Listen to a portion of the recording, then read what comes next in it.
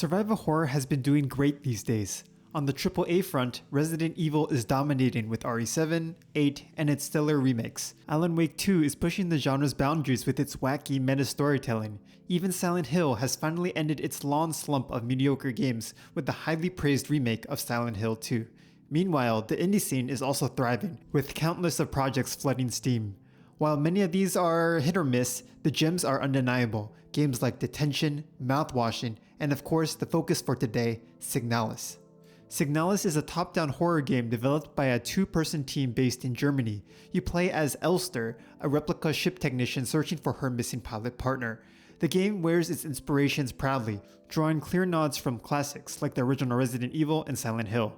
You'll be shooting monsters, burning bodies, solving puzzles, and unraveling the cryptic mysteries surrounding you. While these are standard survival horror mechanics, Signalis executes them to a very high level. Let's dive into why this game stands out as one of the most memorable horror titles in recent years, starting with its visuals. Right off the bat, Signalis pays homage to the blocky, low-poly aesthetics of the PS1 era. Character models lack eyes, textures are intentionally simplistic, and pre-rendered images evoke that iconic late 90s horror vibe. Yet despite its nostalgic roots, the game carves out its own identity with a striking art direction. Every room is meticulously detailed. Moving fans, blood spatters, and eerie enemy designs all contribute to the oppressive atmosphere.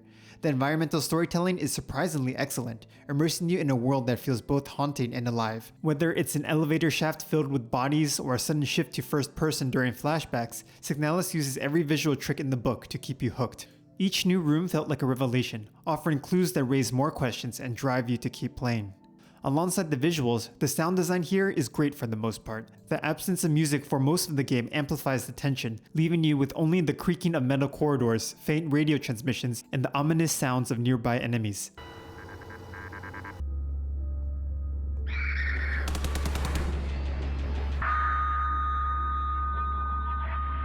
This minimalistic approach keeps the vibes creepy, making the game very immersive. My only gripe here is that there's a weird lack of hit sounds when enemies land an attack on you. The lack of feedback sometimes makes it unclear whether I'm taking damage or not, so it's a weird omission when the rest of the sound effects work so well. That aside, the sounds on the whole do a great job at selling the visual themes. When it comes to gameplay, Signalis sticks to familiar survival horror territory. The gunplay is smoother than its PS1 inspirations, but doesn't reinvent the wheel. Combat is straightforward: point, shoot, and hope the enemy goes down. While the gunshot effects are satisfying and the weapon variety is decent, the mechanics lack a bit of depth, making each firearm feel somewhat interchangeable. Movement is equally simple with basic walk and run options. Walking lets you sneak past enemies unnoticed, while running is your go-to for escaping danger. It's functional, but not groundbreaking. The enemies, while visually striking, can feel a bit one-note in their behavior. Most of them simply chase you down, and their AI doesn't offer much variety. Juking them becomes a bit too easy, which slightly undermines the tension. Bosses too, though menacing in design, suffer from the same simplicity in combat mechanics, making them more about spectacle than actual gameplay challenge. The keystone to the overall gameplay loop, though, is the inventory management. Like the original Resident Evil, you're limited to just 6 inventory slots. These fill up quickly with weapons, healing items, ammo, and key progression items. This limitation forces you to make tough decisions. Do you carry extra ammo or make room for that puzzle piece you need to advance? The constant juggling of resources adds a layer of strategy to the gameplay loop as you plan routes, revisit storage boxes, and weigh the risks of every encounter. While some might find this backtracking tedious, I found it added to the tension and made my decisions feel more meaningful. The biggest standout for me is the puzzles. Signalis features some of the most well-designed puzzles I've encountered in recent memory. They're multi-layered, thought-provoking, and well-balanced, challenging enough to engage you, but never so obtuse that they disrupt the pacing.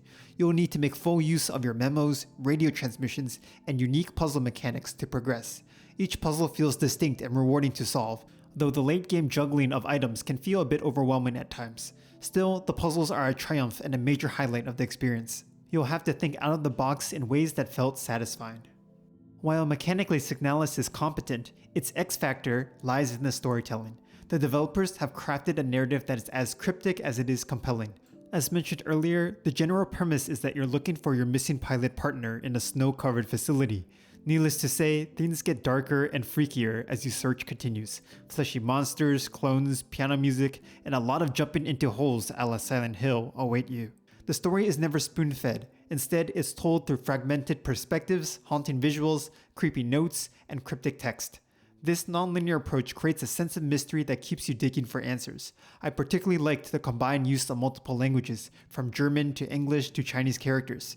It adds layers of subtext and implications that those deep into lore hunting will love. So if you're a fan of Dark Souls-style lore or games that leave room for interpretation, Signalis has a lot on offer. However, if you prefer a more straightforward narrative, this might not be the story for you. On a whole, it's just a great complete survival horror package that blends nostalgia with modern design to create something truly memorable. The visuals, sound design, and puzzles are sublime. Its narrative offers depth and mystery that anyone who appreciates interesting storytelling will enjoy. While the combat and enemy AI could be improved to add more gameplay variety, this is a gem of a survival horror title for its presentation alone. Fans of old school PS1 horror will absolutely dig this one, but I recommend anyone looking for a neat story in games to check this one out.